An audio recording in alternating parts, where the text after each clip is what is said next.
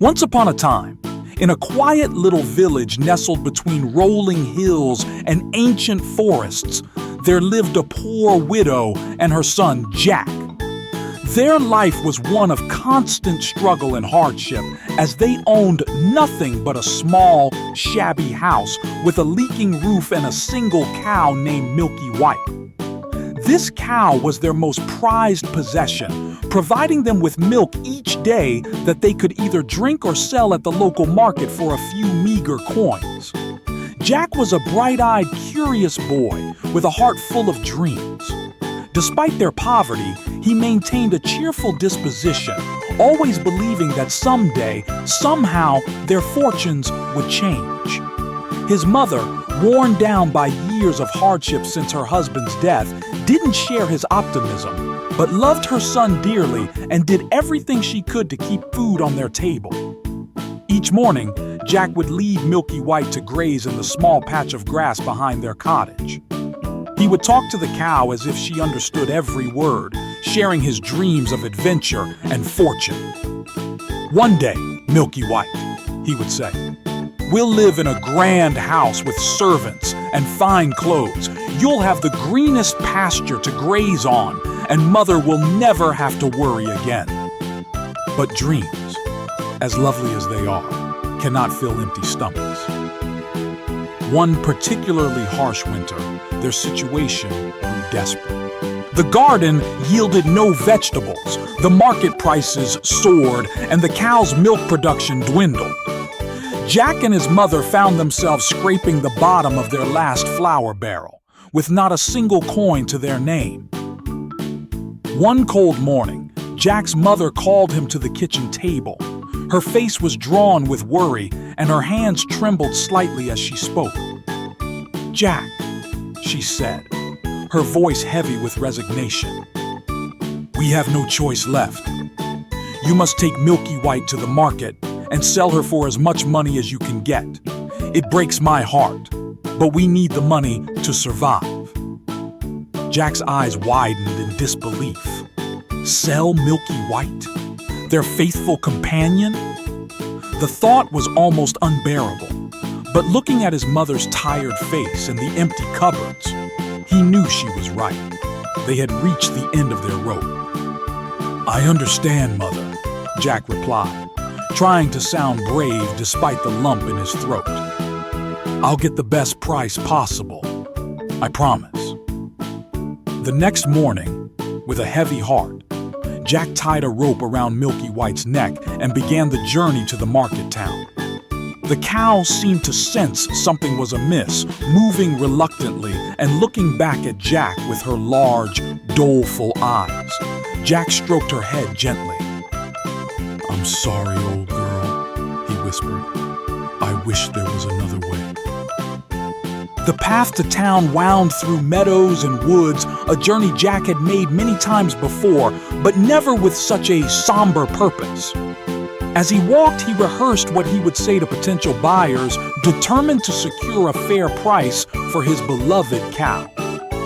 About halfway to town, at a crossroads where the path split between the market road and a mysterious trail leading deeper into the forest, Jack encountered a strange figure.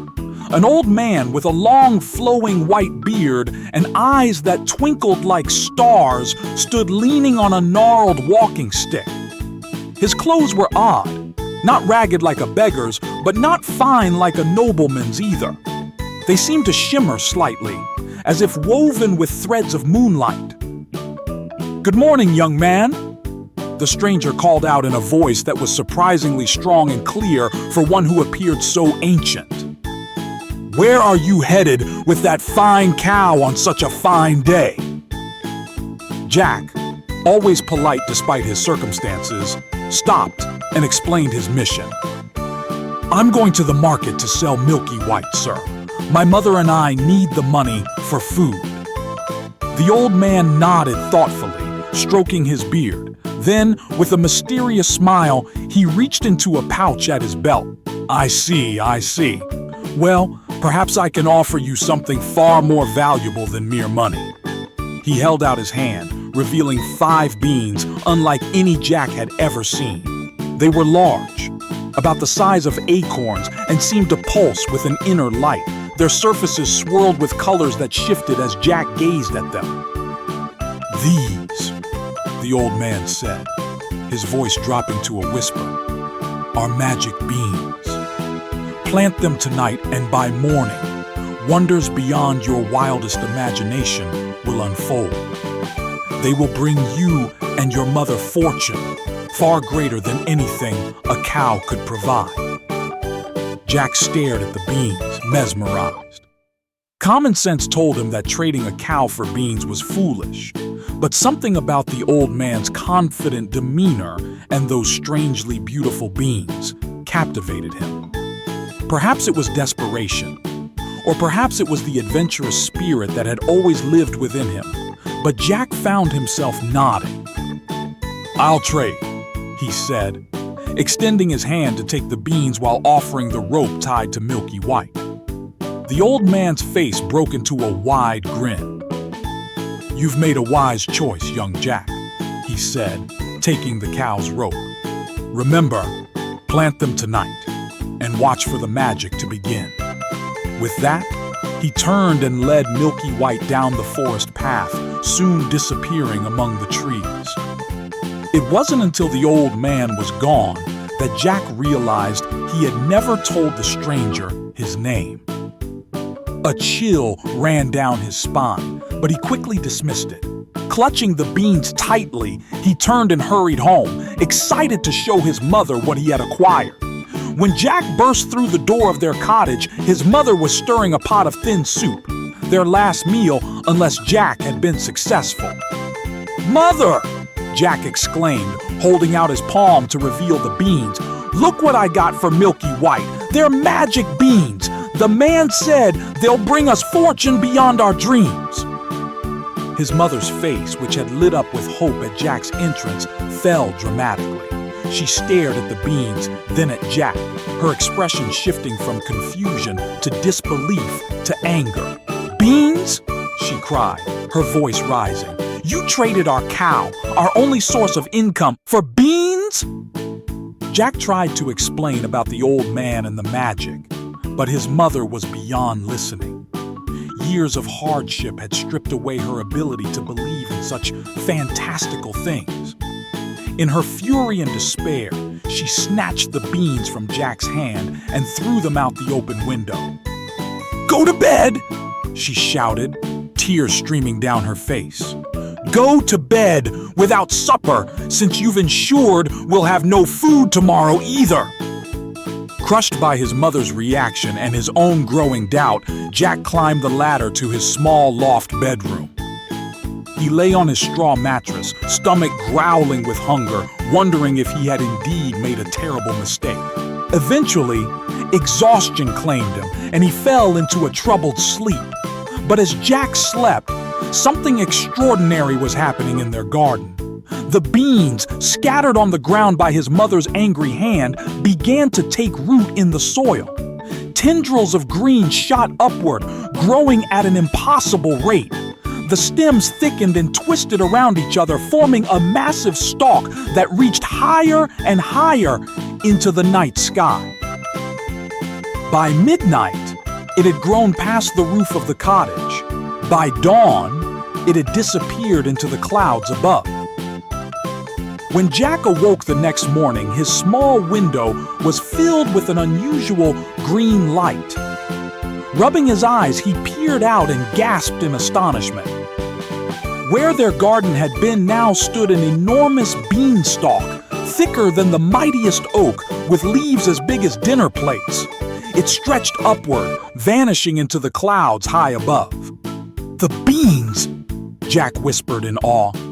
"They really were magic." Without even stopping to put on his shoes, Jack scrambled down the ladder and ran outside. His mother was still asleep, exhausted from her night of worry and grief. Jack approached the beanstalk cautiously, reaching out to touch its rough surface. It felt solid and strong under his fingers. A wild impulse seized him. What was up there beyond the clouds? The old man had promised wonders and fortune. Without a second thought, Jack began to climb.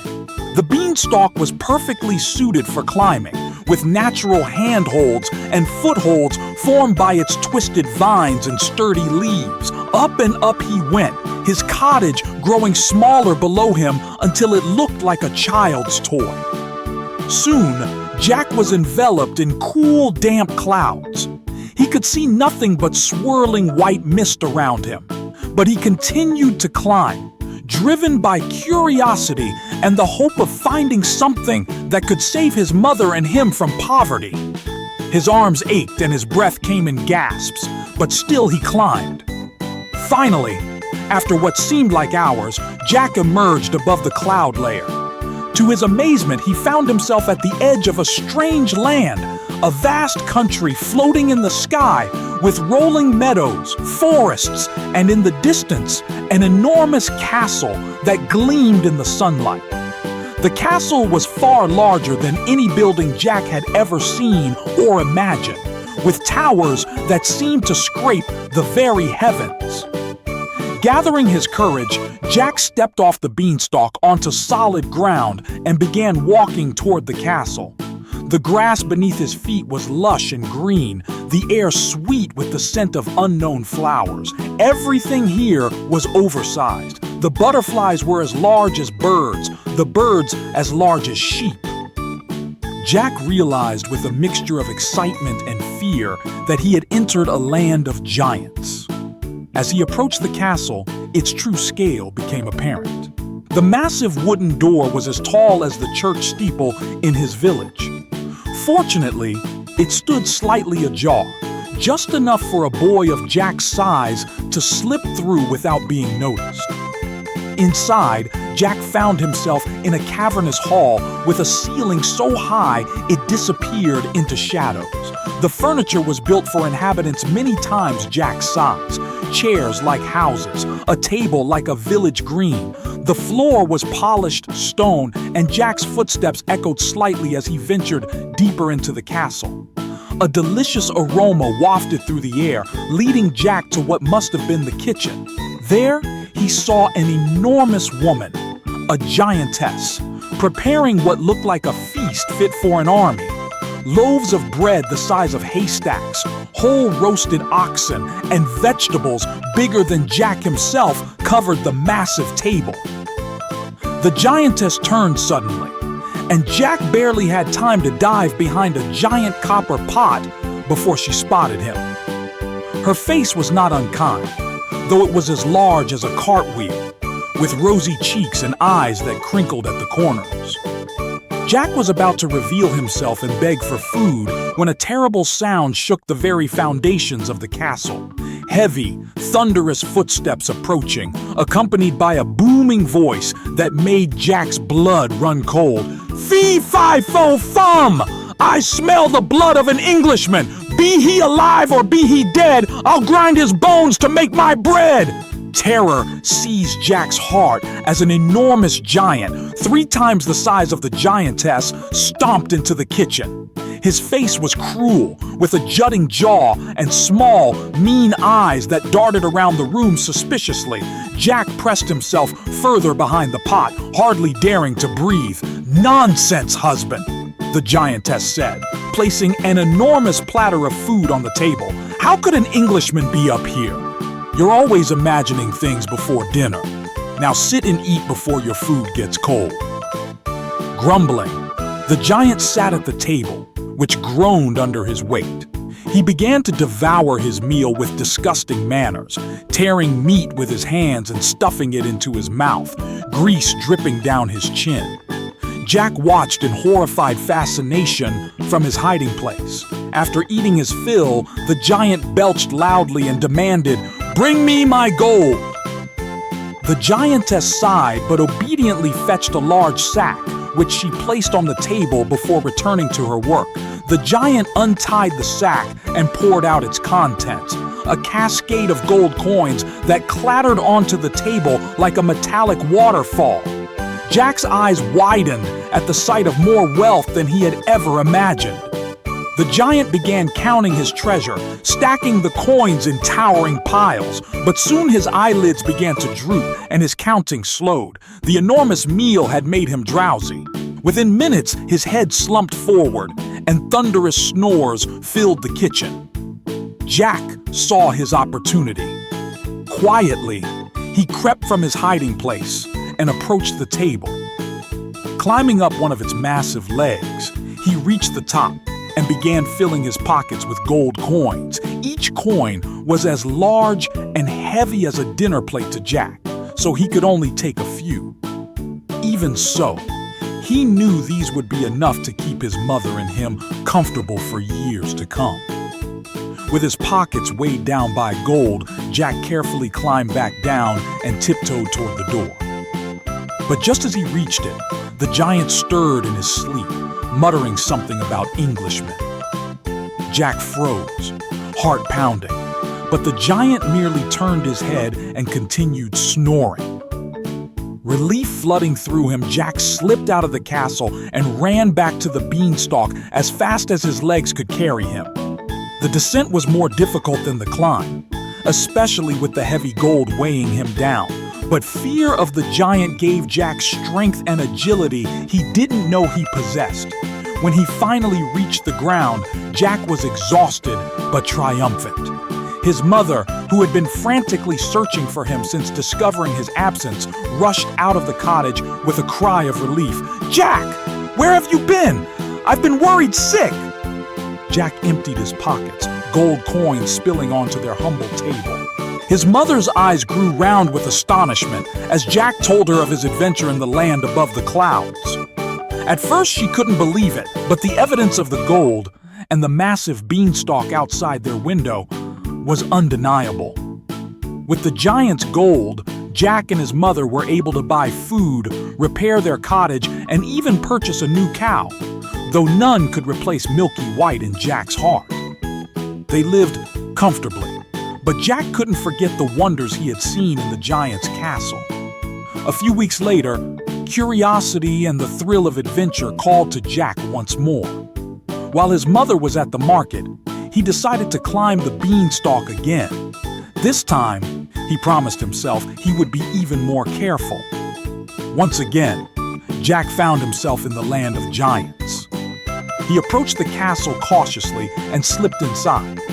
The giant and his wife were in the kitchen as before, with the giant demanding his dinner in his thunderous voice. After eating, the giant called for his hen. The giantess brought a large white hen and placed it on the table. "Lay!"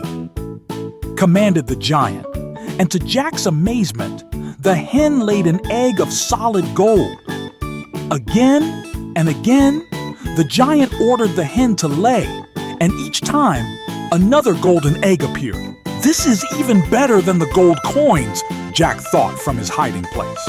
"With a hen that lays golden eggs, Mother and I would never want for anything again." As before, the giant eventually fell asleep, his snores rattling the dishes. Jack seized his chance, crept to the table, and snatched the hen. The bird squawked in surprise, but Jack held it firmly, whispering soothing words "Yibus" as he made his escape. This time, the giant's wife heard the hen's noise and turned from her work. She gasped at the sight of Jack, but surprisingly made no move to stop him or wake her husband. Perhaps she had suffered enough of the giant's cruelty herself to feel a spark of sympathy for the brave boy. Jack ran back to the beanstalk and climbed down as quickly as he could, the hen tucked securely under one arm. When he reached home, he showed his mother his prize.